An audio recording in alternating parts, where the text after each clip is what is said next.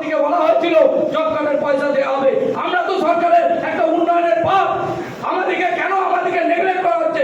সব সময় আজকে করোনা থেকে আরম্ভ করে যাবতীয় যেখানে বলবেন সব জায়গায় হতে কন্ট্রাক্টর, মরলে কন্ট্রাক্টর, ছাত্রতে কন্ট্রাক্টর, বিয়েতে কন্ট্রাক্টর, সব জায়গাতে আমাদেরকে দিতে হয়।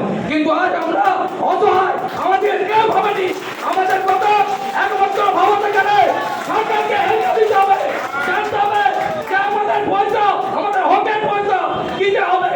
আমাদেরকে ওয়াপার দেওয়া হচ্ছে, লেটার দেওয়া হচ্ছে, কিন্তু আমরা আমাদের প্রাপ্য পাইনি। দিনের পর দিন, রাতের পর রাত ঘুমাতে পারিনি। ঘুমের ট্যাবলেট খেয়ে ঘুমাতে হয়। কেন? আমরা কি কাজ করে অন্যায় করে হয়েছি? আমাদের এই দাবি, আমাদের দাবি আমরা দিল্লি পর্যন্ত পৌঁছাবো।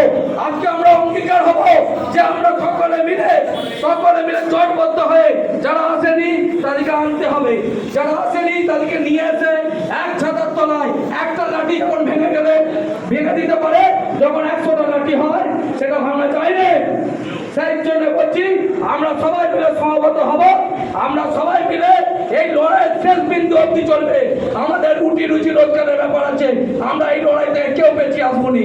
আমি চাই সকল বন্ধু যারা নেই তাদেরকে নিয়ে এসে আরো বড় সংগঠন করা এবং আগামী 13